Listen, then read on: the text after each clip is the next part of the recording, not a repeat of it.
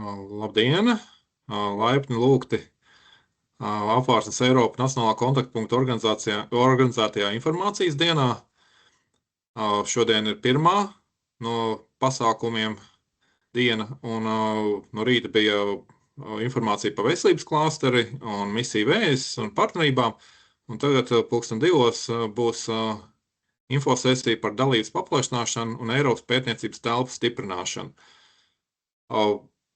Attiecīgi, es prezentēšu dalības paplašināšanas konkursu 26. gadā. Mani sauc Jānis Ansants, Nacionālā kontaktpunkta vecākais eksperts, un kopā ar mani šodien prezentēs mana kolēģi Darija Ksjono. Attiecīgi, viņi prezentēs par Eiropas pētniecības telpas konkursiem.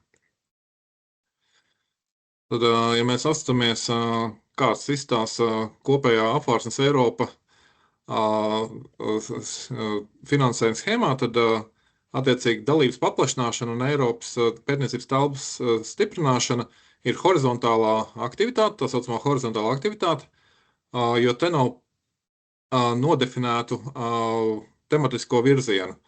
Te ir svarīgs kaut kas pavisam cits, tas ir stiprināt pētniecības izcilību un kapacitāti paplašināšanās valstīs. Un tas ir viens no pamatnoteikumiem, ko es tūlīt parādīšu. Tātad atšķirībā no otrā pīlāra, kur, piemēram, ir tematiskie klāsteri, veselība, kultūra un civilā drošība, dalības paplašināšanas un ERA, Eiropas pētniecības telpas konkursos, reti, kad ir tematiskie konkursi. Pārsvarā tie ir tieši kapacitātes stiprināšanas konkursi. Līdz to tie ir ļoti interesanti tieši mūsu dalībniekiem. Tātad es te uzlieku definīciju, kas tiek definēts kā dalības paplašināšanās konsorcija koordinātori, no kurām valstīm viņi var būt. Te izcelts ir Eiropas Savienības valstis no sākuma, tas ir ES 13, tātad jaunās dalības valstis, kā arī Grieķija un Portugāla. Bet ar to šis saraksts neaprobežojas. Dalības paplašināšanās koordinātori var būt arī no asociētajām valstīm, kurām ir līdzīgas pētniecības un inovācijas rādītāji. Te viņas uzskaitītas, nelasīšu visus. Kā arī daži Spānijas, Francijas un Portugāles reģioni. Tā saucamās pāri aizjūras teritorijas vai ārēji reģioni, tā kā Azoru salas, Kanārijas salas un Francijas aizjūras teritorijas. Tāpēc dažkārt pat pieredzējuši dalībnieki pārsteigti, ka redz, ka koordinators, piemēram, atrodas Kanārijas salās, bet tas ir atbilstoši nosacījumiem. Neskatoties to, ka Spānija kā valsts nav dalības paplašināšanās valsts, tad ir reģioni, kas ir dalības paplašināšanās un tiek saukt par dalības paplašināšanās valstīm visi.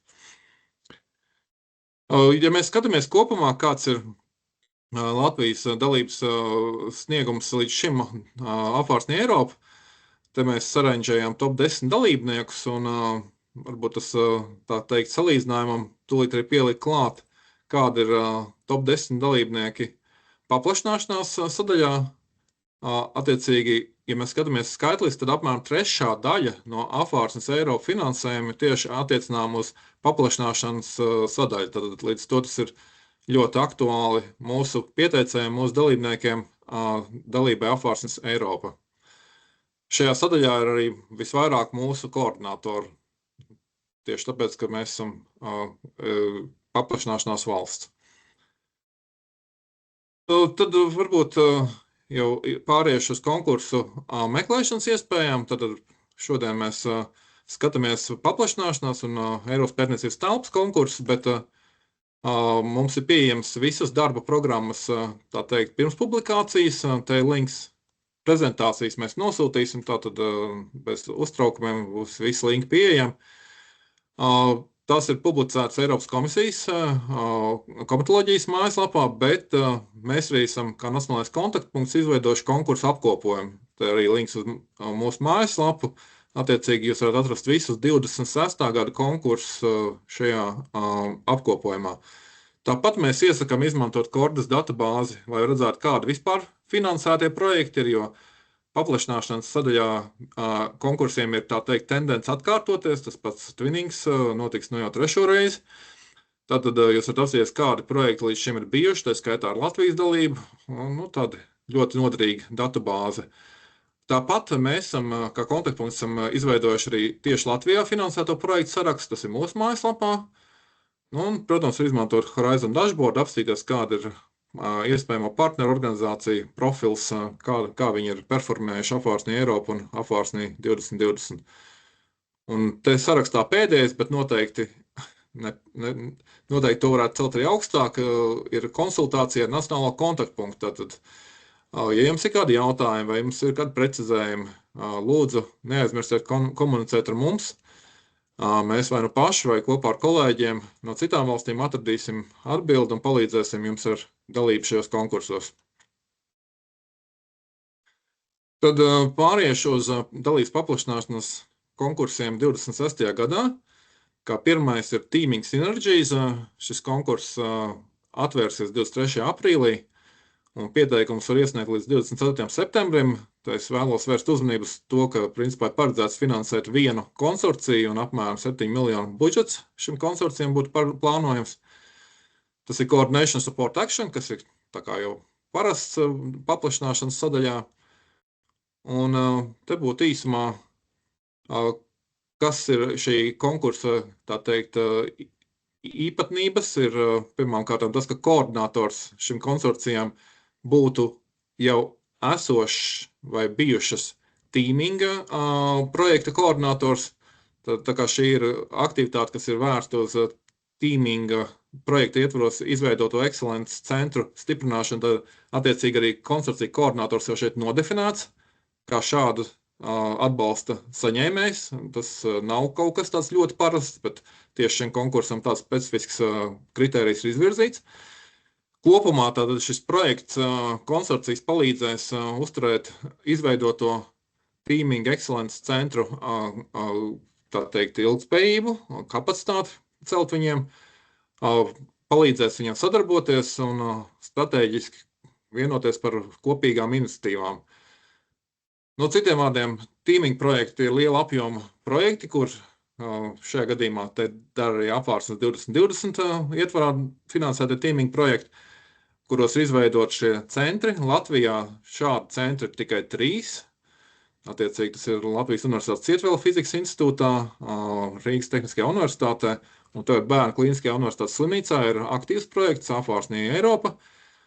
Un lai šiem ekscelences centriem palīdzētu attīstīties, tad šis projekts sniegs viņiem atbalstu. Attiecīgi tie core, tie pamat dalībnieki konsorcijā būs arī citi teaminga dalībnieki, tātad te ir iespējas arī mūsu dalībniekiem piedalīties pilnīgi noteikti. Ja ne pa koordinatoriem tā pieņem, tad vismaz kā šie core dalībnieki konsorcijā viņi noteikti var būt, pretendēt. Bez šiem teaming dalībniekiem, jau esošo teaming projektu pārstāvjiem, ir paredzēts arī, teiksim, tādas citas atbalsta aktivitātes, komunikācija, apmācības, zināšanu valorizācija, intelektuālā īpašuma jautājumi. Šeit var būt arī ne teaminga dalībnieki konsorcijā. Un viens no nosacījumiem tas, ka šim konsorcijam ir principā jābūt spējīgam geogrāfiski nosakt visus reģionus, kur ir teaminga projekti bijuši, kur šie ekscelences centri ir izveidoti. Kopumā projekts plānots uz 5 gadiem. Tas būtu īsumā par šo diezgan, teiksim, specifisko aktivitāti, kur, kā jau minēju, tad Latvijā būtu 3 kandidāti, kas varētu piedalīties šajā pamatkonsorcijā. Varētu teikt, ka daudz interesantāka, tādā ziņā, ka plašākajam lokam pieejamā aktivitāte būtu Twinnings, kas jau tiek plānots 3. reizi. Attiecīgi šis būs pats lielākais Twinning konkurss, kāds ir bijis apvārsnī Eiropa. Te ir paredzēts atbalstīt pār pa 200 projektus. Tik daudz nekad atbalstītu projektu nav bijis Twinning konkursos. Vienīgais, kas te jāņem vērā, un to uzreiz vēršu jūs uzmanību, tātad iesniegšana būs jau 9. aprīlī, tad konkurss atverās tūlīt pēc jaunā gada, janvāra sākumā, un iesniegšana ir pavisam drīz 9. aprīlis. Tātad lūdzu sākiet domāt, plānot pēc iespējas drīz, ja jūs vēlaties piedalīties šajā konkursā. periods starp konkursu atvēršanu un iesniegšanu ir tiešām ļoti īss, neliels. Attiecīgi, ja jums vajadzīgs ir apstiprinātais konkursu teksts, mēs to jums varam izsūtīt, un jums nav obligāti jāiet pašiem jāmeklē šīs pirmspublikācijas Eiropas komisijas mājaslapā. Lūdzu, komunicēt, jums kādi jautājumi par šo konkursu, un te ir arī ielikt nedaudz Latvijas statistika, tātad mums līdz šim ir bijuši vairāk nekā 50 dalības twinning konkursos, un tas pozitīvais ir tas, ka mēs esam bijuši 3 koordinatori un 7 partneri, kopā 10 dalības twinning konkursos, un pienesums ir 2,6 miljonu eiro. Es pieņemu, ka daļa no dalībniekiem, kuri piedalījušies iepriekšējā gada konkursos, varētu būt, kad atjauno savu pieteikumu, varbūt nomaina kādu partneru un iesniegs atkal. Tātad, kā jau minēju, ļoti populārs konkurss Latvijā. Un dalības uzstādījumi un nosacījumi nav mainījušies. Es te runāju ar pieredzējušiem kolēģiem no citām Eiropas valstīm. Mums bija nesen tāds neformāls pasākums. Principā tas ir uzlabot pētniecības izcilību un arī pētniecības administrācijas kapacitāti koordinējošā institūcijā. Un koordinators, tāpat kā citos paplašināšanās konkursos, te var būt no paplašināšanās valstīm. Un konsorcijā ir nepieciešami nemazāk kā 2 papildus partneri no 2 citām Eiropas Savienības asociētām valstīm, no kur tiek atzīti par kurus varētu uzstīt par starptautiski atpazīstamiem šajā pētniecības jomā. Tātad tas ir bottom-up calls, tematiku jūs definējat paši, kā jau par šādos konkursos, un par šīm sadarbības organizācijām te ir viens arī jautājums jau bijis, piemēram, un es zinu, ka noteikti šādi jautājumi būs vēl un vēl. Šīm sadarbības organizācijām nav obligāti jābūt no nepaplašināšanās valstīm. Viņam nav jābūt obligāti no Rietuma Eiropas. Viņas var būt arī no asociētām valstīm, piemēram, no Izraels. Viņas var būt arī no paplašināšanās valstīm, kaut vai no Igaunijas, vai no Polijas, vai no Čehijas. Ja jums tas ir labs sadarbības partners, un jūs varat parādīt, ka tas ir starptautiski atzīts ekscelences izcilības centrs konkrētajā nozarē, jūs varat veidot arī šādu konsorciju. Kā jau minēju, Cordis ir pieejami daudz šie projekti, finansēto projektu piemēri, un kā jūs redzēsiet, bieži vien konsorcijas ietver ne tikai koordinātoru no paplašināšanās valstīm, bet arī kādu no konsorciju dalībniekiem. Tas vienkārši tāds tehnisks no vienas puses, no otras puses arī sadarbības jautājums. Bieži vien mums ir sadarbība. Jā, te ir jautājums. Jā, paldies, Mārcis Lej. Vai partnerībā ir tikai zinātniskām institūcijām vai arī komerci institūcijas iesaistās, un vai tas ir vēlams vai nē? Twiningā. Šeit konkursos, kas ir bijuši līdz šim, visi tie konsorcija, cik es skatījos, nav bijis neviens komersants. Tad, principā, tas sanāk būt tā kā pirmām kārtām koordinators ir vai zinātniskā institūcija vai universitāte. Par sadarbības partneriem es varu vēl pārnāt to ar kolēģiem, bet es pieņemu, ka šajā gadījumā nē, ka tas ir... Es ļoti atvainojos, es nedaudz pakomentēšu. Teoretiski, ja jums ir padomā kāds labs pamatots projekts, kur jums ir nepieciešams kāds no maziem vai vidējiem uzņēmumiem vai komersantiem, jūs varat to pamatot sava pieteikuma, tas nav aizliegts. Jebkurā gadījumā tas nav aizliegts, bet, ja, piemēram, runa iet par zinātnes valorizāciju vai zinātnisko un pētniecisko rezultātu komercializāciju, tad visdrīzāk jums jebkurā gadījumā tur jābūt tādam partnerim.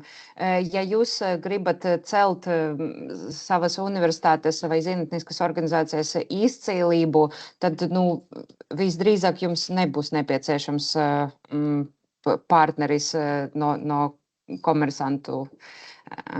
Tāpēc tas ir ļoti specifisks jautājums, jo ir šausmīgi atkarīgs no tā, ko jūs plānojat darīt.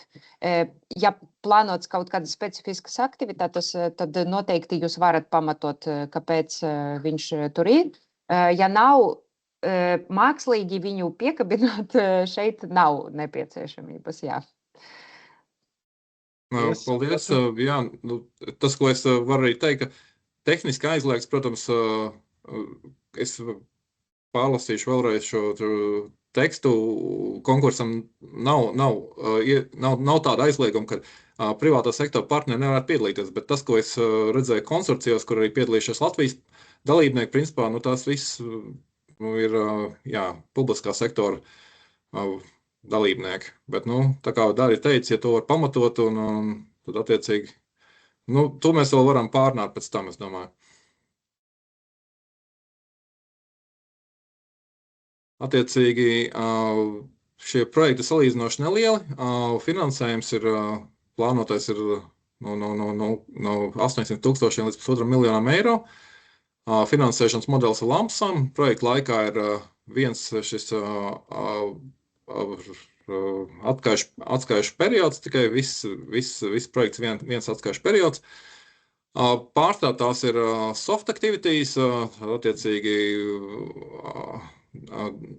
apmaiņas vizītes, ekspertu vizītes, apmācības, konferences, vasaras skolas, tam līdzīgas aktivitātes, bet ir iespējams arī līdz 30% no kopējā granta apjoma izmantot pētniecības komponentes attīstīšanai. Un te ir nosacījums, te vienīgais tas nosacījums arī papildus klāt vēl, kad vismaz 50% no šīs attiecīgai aktivitātes jābūt ir investētiem koordinātoru daļā. Un kas ir vēl obligāti aktivitāte, ir pētniecības menedžments kapacitātes stiprināšana, attiecīgi te tiek rekomendēts izveidot attiecīgi darba paku. Par tiem sagaidāmiem rezultātiem tie principā pārklājas to, kas jau ir paplašināšanās sadaļā kā tādā. Uzlabot pētniecības izcilību un kapacitāti šajās paplašināšanās valstu organizācijās, uzsākt un stiprināt strateģisku sadarbību starp mūsu reģionu organizācijām un attiecīgi šīm augsti attīstītiem centriem citur, uzlabot reputāciju, pētniecības profils un pievilcība darbiniekiem, kā jau minēju, tā obligātā sadaļa arī pētniecības menedžmenta stiprināšana un attiecīgi attīstīti jauni pētniecības virzieni sadarbībā ar citām pētniecības organizācijām. Tad vēl viena ļoti interesanta iespēja, kas ir nākamgad, ir Hopon Facility. Te atvērsies konkurss 13. janvārī un iesniegšana būs līdz 27. septembrim. Un īsumā tā ir iespēja pieslēgties jau atbalstītam projektam. Nosacījumi ir sekojoši, ka šajā projektā, Apvārsnes Eiropa projektā, nevar būt neviens partners vai arī affiliated entity vai asociētais partners no paplašināšanās reģiona. Tad, attiecīgi, ja konsorcijas atbilst šim kritērijam, tad uz iesniegšanas brīdi viņam jābūt noslēgtam jau līgumam ar Eiropas komisiju vai izpildu aģentūru. Un te var kvalificēties otrā pīlāra visi tematiskie klāsteru projekti, kā arī Eiropas Inovācijas padomes Pathfinder atbalstītie projekti. Un vēl viens nosacījums, kurš jau ir kopš pagājušā gada arī, ka attiecīgi te var pievienoties konsorcijām, ja projekta ieviešana ir no 1. līdz 12. mēnesim kopš sākuma. Līdz ar to, ja iesniegšanas datums ir 24. septembris, tad attiecīgi parasti projekti uzsākās ar mēneša 1. datumu, tad pēdējais datums varētu būt 1. septembris un nākamā gadā. Tad, attiecīgi, ja viņi noslēguši līgumu, ja izpildās visi šie nosacījumi, tad šādi projekti ir derīgi, lai varētu piedalīties Hopon atbalstā. Pieteikšanās nav sarežģīta, tad jūs vienojaties ar konsorcija koordinātoru. Protams, attiecīgi visi konsorcija partneri piekrīt, kad tiek uzņemts jauns dalībnieks konsorcijā. Un pieteikuma apjoms ir 10 lapspuses, to jūs rakstat kopā ar konsorciju koordinātoru. Tātad, attiecīgi, budžets šim konkursam tiek plānots līdz 600,000 eiro, no kuriem 10% tālāk tiek nodalīti atbalsts koordinātoram, tā kā ir papildus konsorcija dalībnieks. Diemžēl, es vēl šodien no rīta arī pārbaudīju, projektu saraksts nav atjaunos, te joprojām ir projekti, te ir filtrs uzlikt Eiropas komisija, ir mājaslapa, kur ir Hopon Eligible Projects, bet šis projekts saraksts nav atjaunos, tad te joprojām ir vecie projekti, kas bija derīgi uz 25. gada konkursu. Cerams, ka tuvākā laikā viņi atjaunos, jebkurā gadījumā tam nevajadzētu notikt vēlāk pa 13. janvāru. Jo te ir varbūt arī tā galvenā problēma, kas ir Hopon atbalsta mehānismā. Tā kā viņš ir pievilcīgs un salīdzinoši vienkāršs, viņš arī ļoti populārs un ir ļoti daudz organizācijas, kas vēlās piedalīties. Tātad šie gadījumā ir aktīvi jāsako līdzi jauniem projektiem, kas parādās šajā sarakstā, un jāmēģina pēc iespējas aktīvāk sakomunicēt ar koordinatoru. Otra iespēja ir izmantot šo platformu, ko Eiropas komisija ir devusi, bet te ir iespēja tikai nosūtīt anonīmu ziņojumu nezināmam, tā teikt, projektu koordinatoram. Cik saprotams no dalībniekiem, tas šis ir pats pasīvākais un vismazāk efektīvākais veids, kā komunicēt. Tad, ja jūs zināt projektu nosaukumu, jūs, protams, varat rakstīt pa tiešo, jo projektu koordinatoram piedāvāt savu kompetenci un kapacitāti. Labi, tad tas būtu par Hopon Facility. Principā nosacījumi tieši tādi paši, kā pagājušā gadā bija.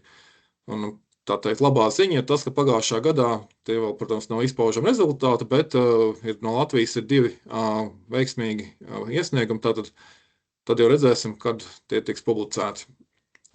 Tālāk ir konkurss Research Management Facility. Arī šajā gadījumā arī ir paredzēts, ka tiek finansēts viens konsorcijs un projekta apjoms varētu būt arī 7 miljoni eiro. Atverās šis konkurss arī 23. aprīlī, iesniegšana 24. septembris nākamā gadā. Un, principā, tas ir veids, kā individualizēt sniegt atbalstu paplašināšanās valstu organizācijām tieši pētniecības menedžmenta attīstībai.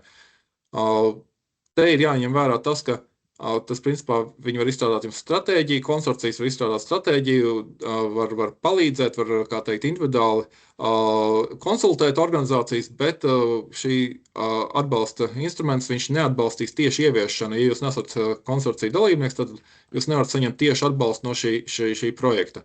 Jūs varat saņemt konsultatīvu atbalstu un tā teikt, piedalīties kā šāda atbalsta saņēmējs, bet finansiāli atbalsts šo stratēģiju ieviešanai no projekta nav paredzēts.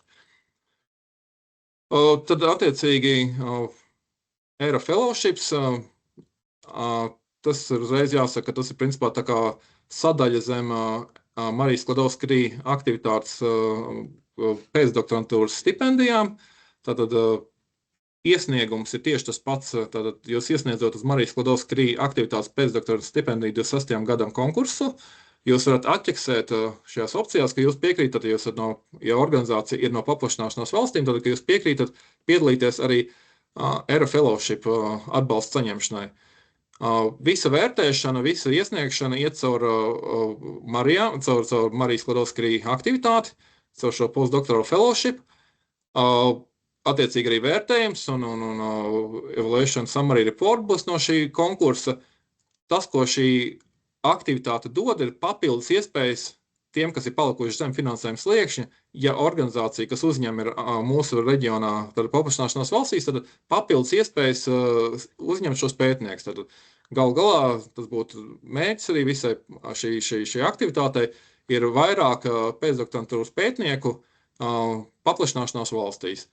Tātad, tā kā MSCA plus, ja tā varētu teikt, tie, kas netiek tieši finansēti no MSCA postdoktorāla fellowships, tātad tālāk rindas kārtībā pēc ranžējuma, pēc saņemtiem punktiem, daļa no viņiem var kvalificēties šim ERA fellowship atbalstam.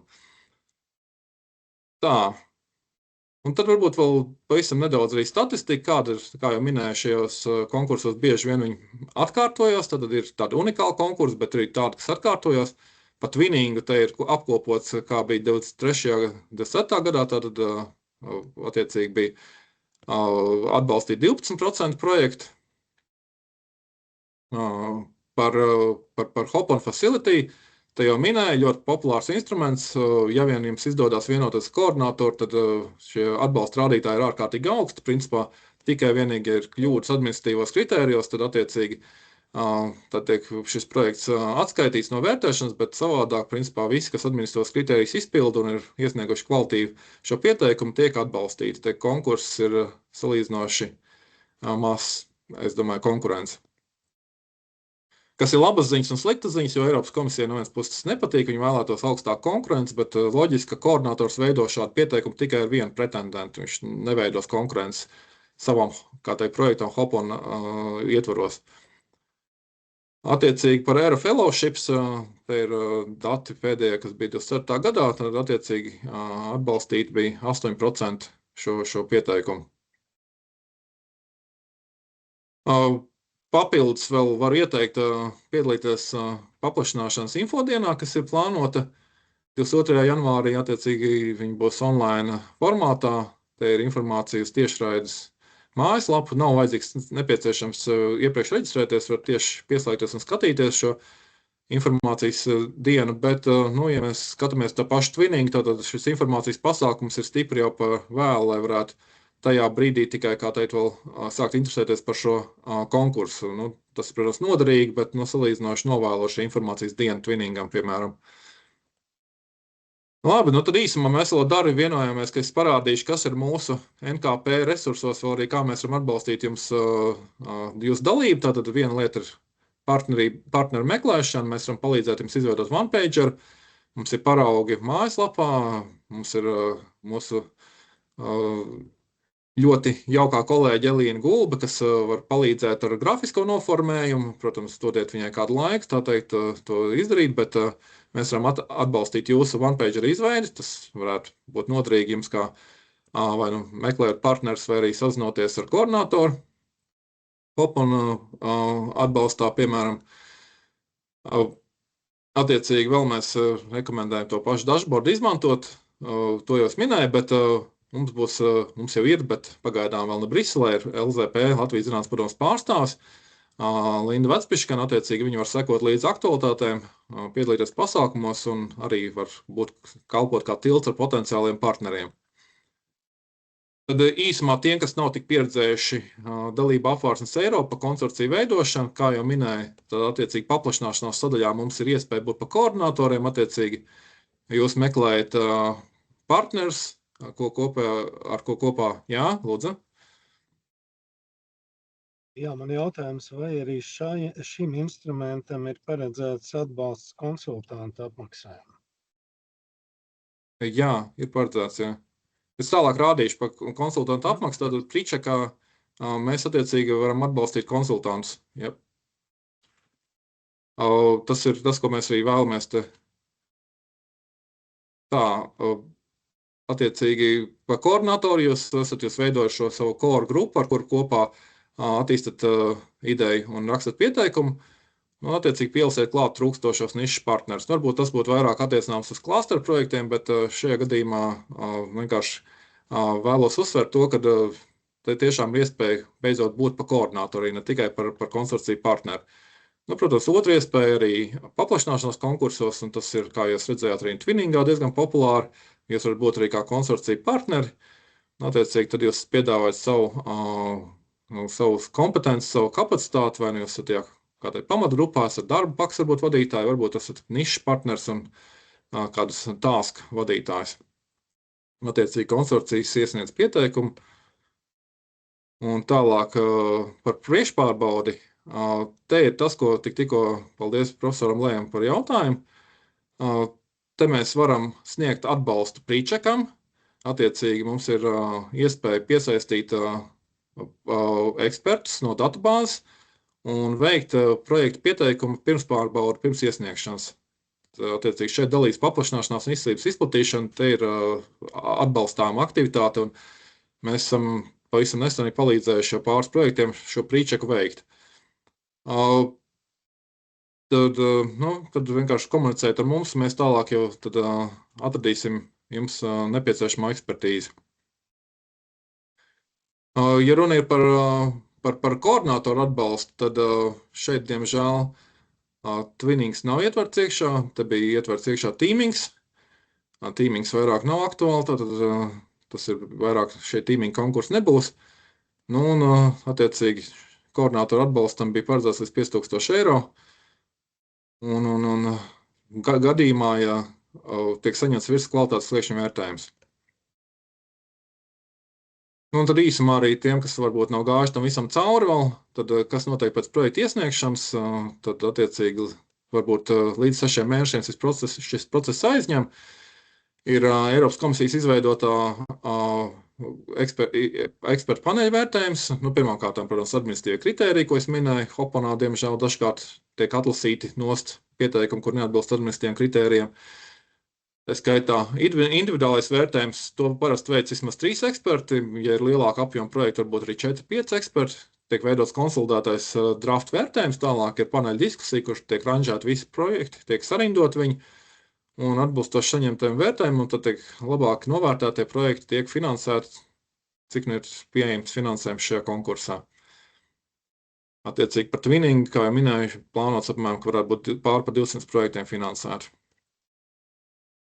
Un tālāk, ko jūs darat gadījumā, ja ir pozitīvs vērtējums un jūs esat izvēlēti finansējumam, tad attiecīgi grantu un konsorcija līguma sagatavošana, parakstīšana vidēji tā aizņem 3 mēneši. Projekta īstenošana, protams, atkarībā no konkursa, bet vidēji tas ir 3 līdz 5 gadi. Ja projekta pieteikums tiek noraidīts, kā jau es minēju, iespējams, ka tiek klātienē arī kāds, kurš ir sniedzis twinning un nav saņēmis finansējumu, protams, ka var atjaunot, uzlabot, pilnveidot jau esošo pieteikumu, kurš ir bijis, ņemot vērā novērtējumu kopsavilkuma ziņojumu ESR Evaluation and Summary Report veiktos ieteikums, un atkal atkārtot iesniegt. Twiningā pilnīgi noteikti tādas iespējas ir. Tā.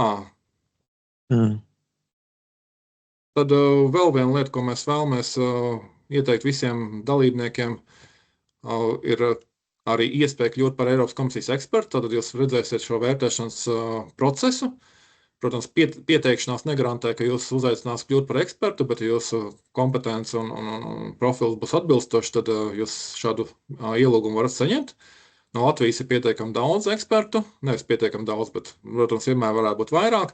Es gribēju teikt, ka ir iespējas būt iesaistītam vērtēšanas procesā. Tad arī šāda iespēja apstīties tuvāk, kā tiek vērtēt projektu pieteikumu.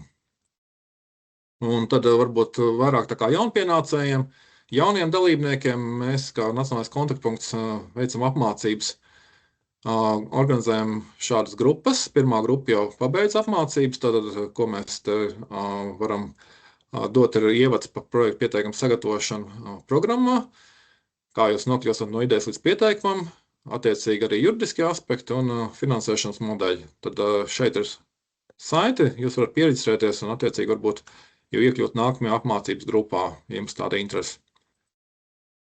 Un tad pēdējais vēl informācijas saņemšana.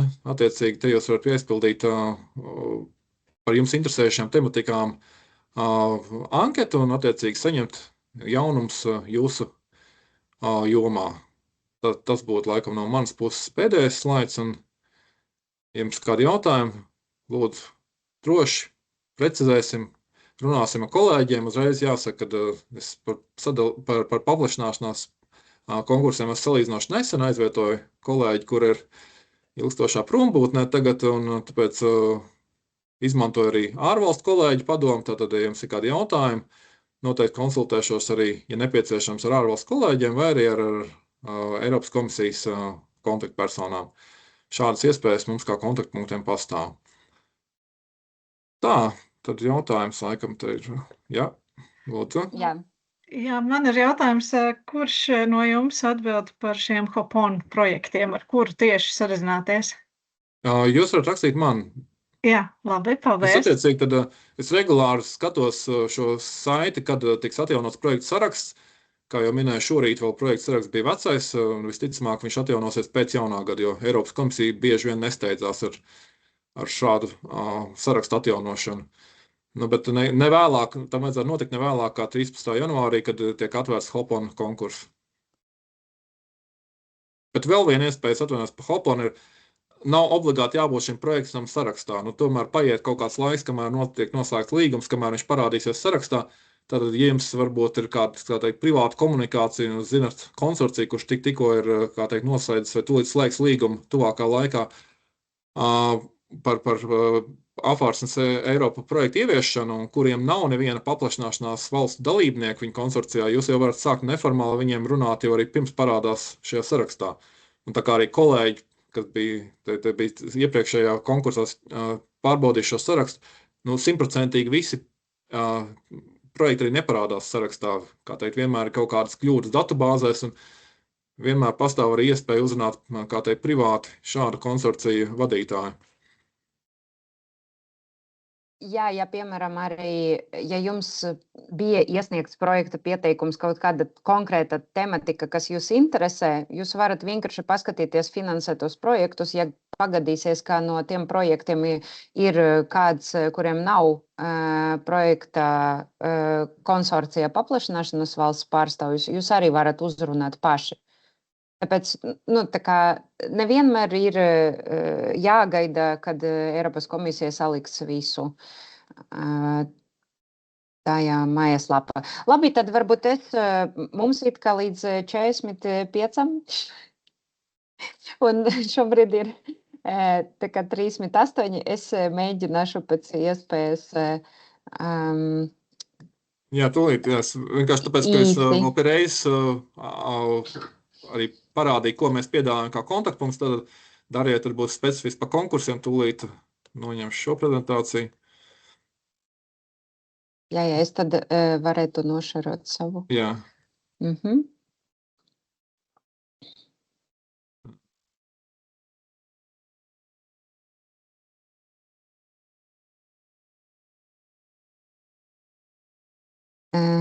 Es ceru.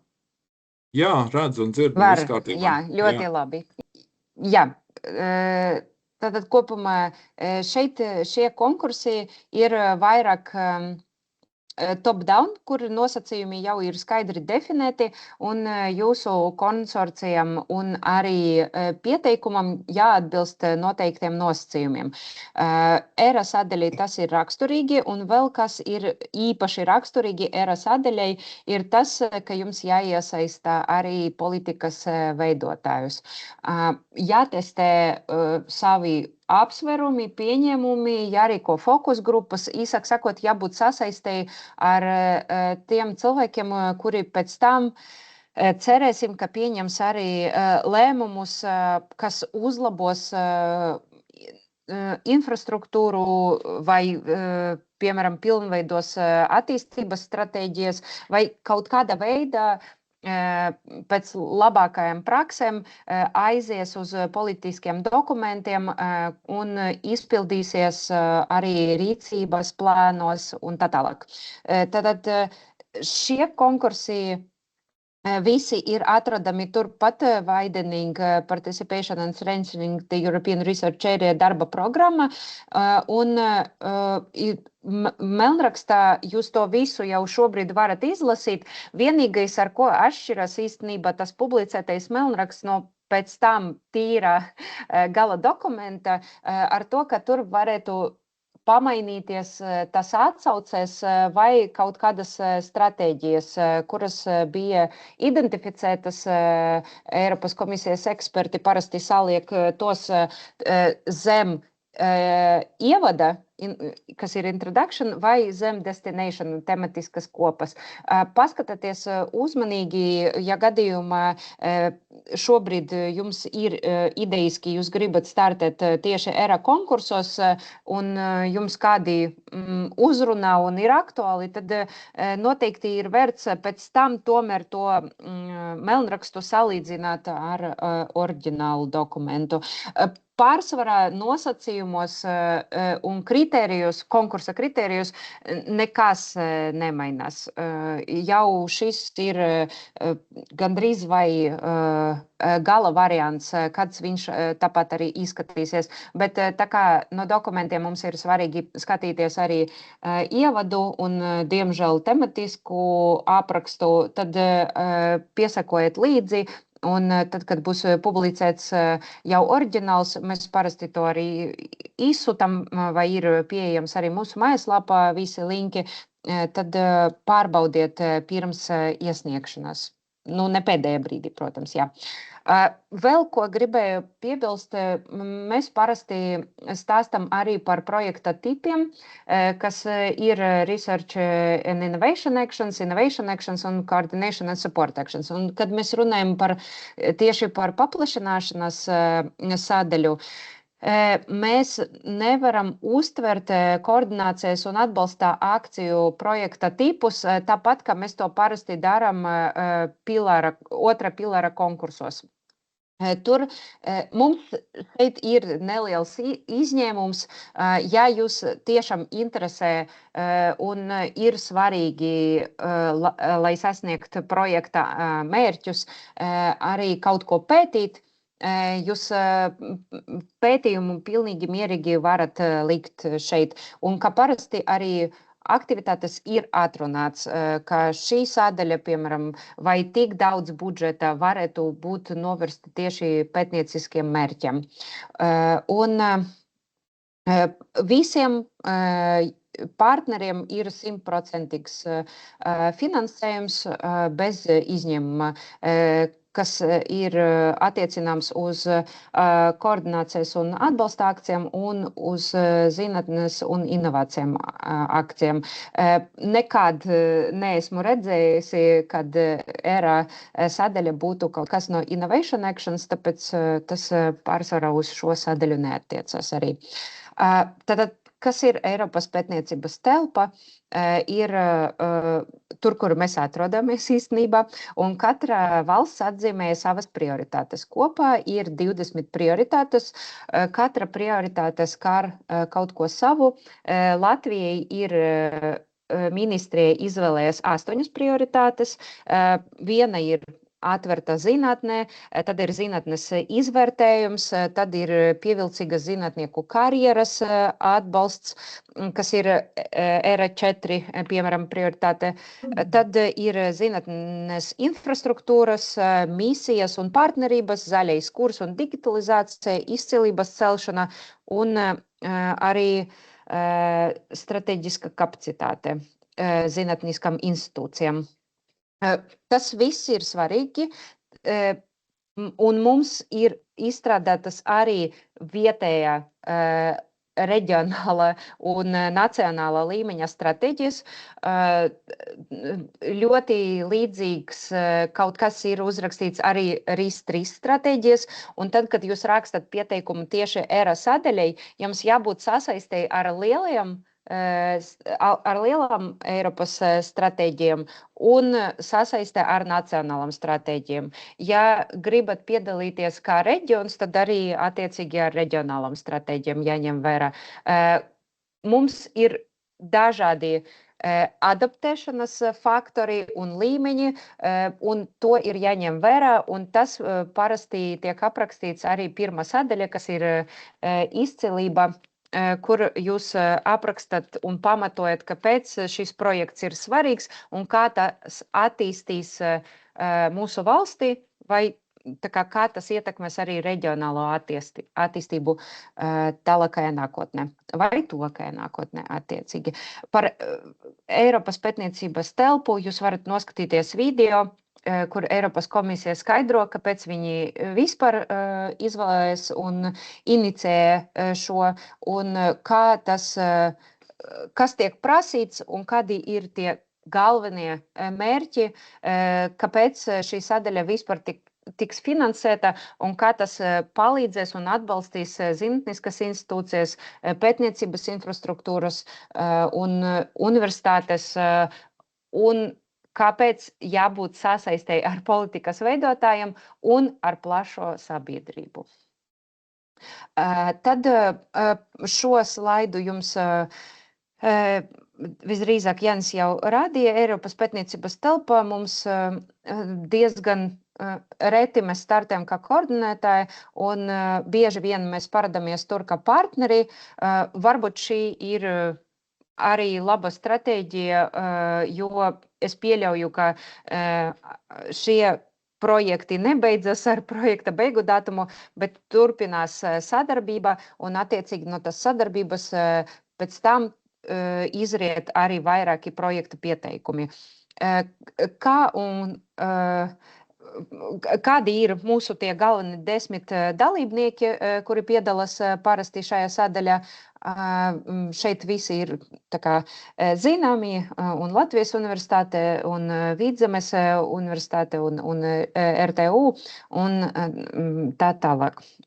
Tad šeit ir arī darba programma, konkursi, kas tuvākajā laikā atversies. Pirmie būs atverti jau 10. decembrī. Tas nozīmē, ka laika ir salīdzinoši maz, lai izstrādātu pieteikumu. Budžeti nav milzīgi, bet viņi arī neparedz kaut kādu zinātnisku darbību, tādu pamatīgu, vai arī infrastruktūras iepirkšanu vai iekartu iepirkšanu. Parasti viņi tiek ķemēti uz kaut kādam konkrētam atbalsta akcijām, kas varētu palīdzēt integrēt Eiropas lielas stratēģijas nacionālā līmenī. Un uz ko var paskatīties un kur ir vērts arī varbūt uzrakstīt pieteikumu. Ir arī tāds Building National Capacities for Ethical, Equitable, Open and Inclusive Era. Šeit būs atbalstīti pat 6 projekti, un pārējos ir no 2 līdz 3 projektiem tiks atbalstīti, un aptuvenas budžets ir visur 2 miljoni, kur pirmajā pilārē ir nedaudz lielāks budžets, ir 3 miljoni. Protams, ieteikums būtu likt pēc iespējas vairāk aktivitātes, un tas nozīmē, ka budžetu arī uz to virslieksni likt arī līdz 2, nerakstīt mazākus budžetus. Bet, protams, visam aktivitātēm jābūt arī pamatotam. Tad ir nākamais sadaļa, un viņi ir sadalīti pa pilāriem, bet tas ir diezgan nosacīti, jo galvenais ir tas, kas ir rakstīts darba programmā un kāds ir tam visam pamatojums.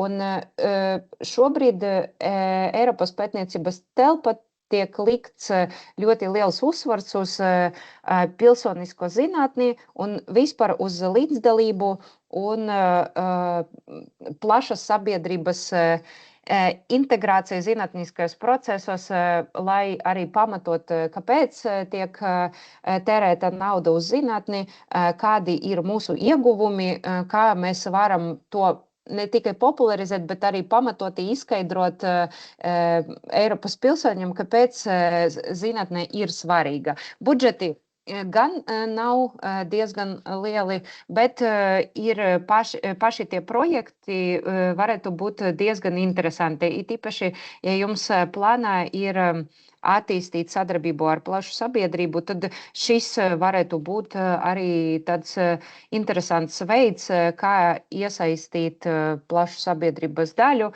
un jums tam ir atsevišķi arī budžets. Iesniegšana ir 24. martā nākamgad, kas ir diezgan tuvu un tieši tik laika, cik ir nepieciešams, lai salasītu konsorciju, uzrunāt partnerus un izveidot tādu labu pieteikumu. Šeit ir projekti no iepriekšējiem gadiem un arī aptuvens veiksmes līmenis, bet es teiktu, ka uz šiem šobrīd varbūt arī nevajag skatīties nedaudz kritiski vajag, tāpēc, ka šobrīd tiek iesniegti ļoti daudz projekti, un to nevar izskaidrot tikai ar mākslīgo intelektu, kaut gan viņš tiešām diezgan labi palīdz sastrukturēt savu pieteikumu, uzlabot to, bet viņš pats pieteikumu jums neraksta, viņš var tikai palīdzēt, kā palīgrīgs var tikt izmantots, bet tas, protams, arī pārāda varbūt to, ka ir nepieciešams finansējums un dažam aktivitātēm, kas ir ļoti populāras, varētu tiešām novērot tādu tendenciju, ka pieaug projektu pieteikumu skaits. Un Tas visdrīz... Nē. Es jums arī paradīšu dažus materiālus, kas varētu būt jums interesanti. Tad pirmais ir mūsu tīkla projekts NCP vai Dera.net, no kurā arī mēs varam finansēt un atbalstīt jūsu pieteikumu priekšpārbaudi. Par to, ko Jānis jau izstāstīja par ekspertiem, tad noteikti ir vērts palasīt ERA Success Stories. Tur gan ir intervijas ar koordinētājiem, bet jūs redzēsiet, kā tie projekti tika strukturēti, kāpēc bija iesniegti un kāds viņam ir tas gala nodevums. Un tad jums būs uzreiz skaidrs, kas tad tiek prasīts no Eiropas komisijas viedokļa, kādiem rezultātiem jābūt projekta beigās. Tad ir vēl ERA monitoring.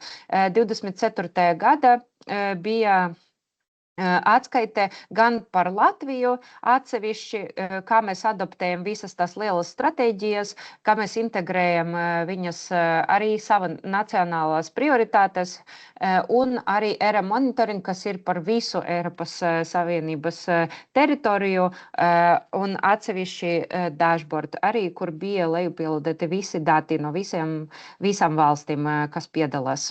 Un ir noteikti vērts arī paskatīties tādu projektu. Viņš ir kā atbalsta projekts vispār Eiropas pētniecības telpai un prioritātu integrēšanai. Tur ir ļoti dažādas tematikas, ir arī mākslīgais intelekts, ir jaunas Eiropas komisijas iniciatīvas, kas ir Research Comp par zinātnieku kompetencēm un pārnesamam prasmēm, ir arī research managers kompetences. Tā ir tāds jaunais Eiropas komisijas koncepts, kur administratīvais zinātniskais personāls tiek skatīts kā sava pamata kā data steward. Tad cilvēki, kuri ļoti labi pārzina savu institūciju, kur viņi strādā, tos cilvēkus, kuri tur ir zinātniekus un viņu prasmes, ir tāds kārtējums pa zinātnieku prasmēm, pa laboratorijām, un ir skaidrs, kuru vajag uzrunāt, ja, piemēram, ir nepieciešams finansējums vai iekārtu iegāde, un mēs gribam piemēram, startēt kaut kādu noteikta projekta, tad kurš māk rakstīt labi tos projektus, kurš māk īstenot tos projektus, kurš nodarbojas vairāk ar publikācijām, ir tāds holistiskais redzējums par savu institūciju, un arī ļoti daudz informācijas ir par to, kur potenciāli mūsu institūcija varētu startēt kā koordinators, kur mēs varam piedalīties vairāk kā partneris. Tādi sanāk, ka cilvēki, kuri savieno tas lielas intereses un stratēģijas kopā ar savu vietējo ekosistēmu, kas jau ir izveidota institūtā vai universitātē. Vēl viena konference, kuru ir vērts atmeklēt arī attālināti, to var izdarīt 10. decembrī. Un īstenībā 11. arī ir Conference on Research Careers. Tur būs arī par atklāto zinātni, par zinātnieku karjeram, par to attīstību, par scientific freedom un par zinātnisko brīvību. Visas tādas lietas, ja gadījumā jums ir interese, jūs varat pieslēgties tikai attiecīgai sesijai. Nav obligāti sēdēt visu dienu un klausīties, bet ja kaut kas uzrunājas, ieliku šeit arī linku, jūs varat papētīt, varbūt kaut kas būtu jums aktuāli, tad par visam uzzināsiet jaunākam iniciatīvam, datu kopam, kas ir pieejamas, uz kuras bāzes jūs būvēsiet visdrīzāk savu pieteikumu, un arī aktivitātēm, kas jau ir veikti, jūs par to varat uzzināt, jo tur būs arī pieredzes stāsti un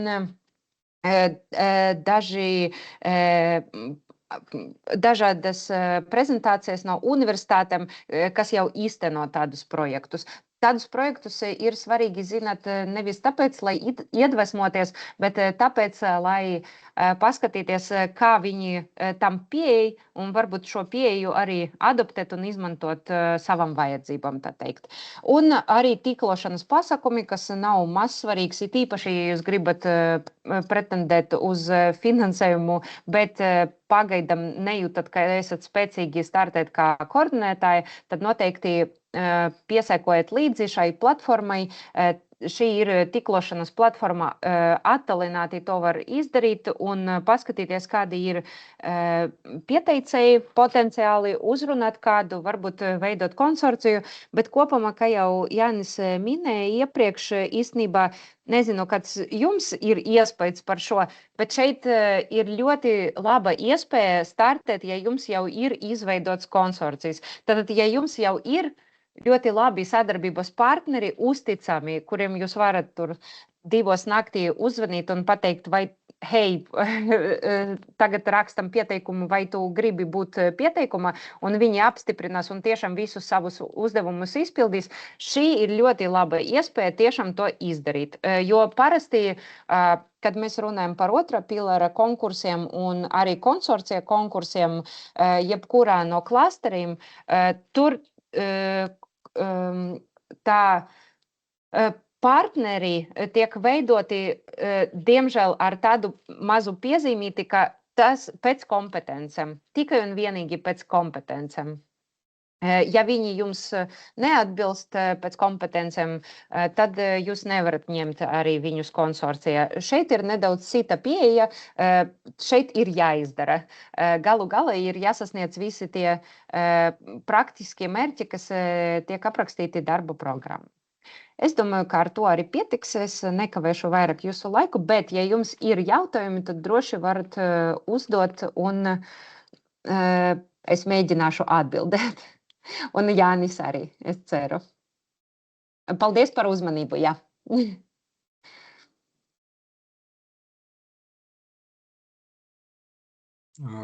Kamēr jūs vēl varbūt domājat jautājumus, tikmēr es paskatījos vēlreiz par šo jautājumu, ko profesors Lej uzdeva par privāto sektoru twiningā. Tehniski tas nav aizliegts, bet praktiski tas ir kaut kāda iemesla pēc, acīm redzot, maz tiek izmantots. Tas gan ir neformāla atbilde, ko es vien atradu, kas ir bieži vien tādi skaidrojumi. Jā, varbūt dalībnieki no privātā sektora un aizliegts tas nav. Tas ir tālāk, kā jūs pamatojat, ka viņi ir šis izcilības organizācija jūsu nozarē. Tad, ja tur ir labs pamatojums, tad administratīvi tur nekāda ierobežojuma nebūs. Jā, twinning konkursi ir diezgan parasti tiek izmantoti, kā arī visi konkursi apvārsnī. Parasti piesakas, tomēr tas galvenais koordinētājs ir augstākās izglītības organizācijas vai zinātniskas organizācijas.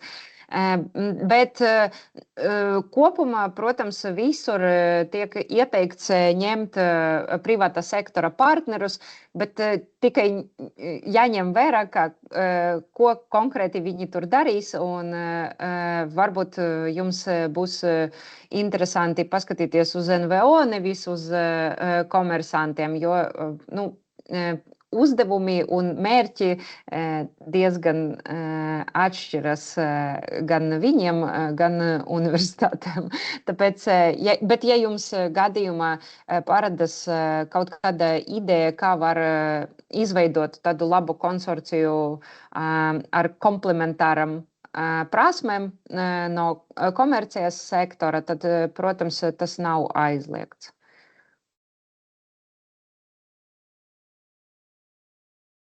Varbūt ir kādi jautājumi, jūs varat nekautrēties un uzdot. Ja mēs būsim spējīgi, mēs noteikti atbildēsim.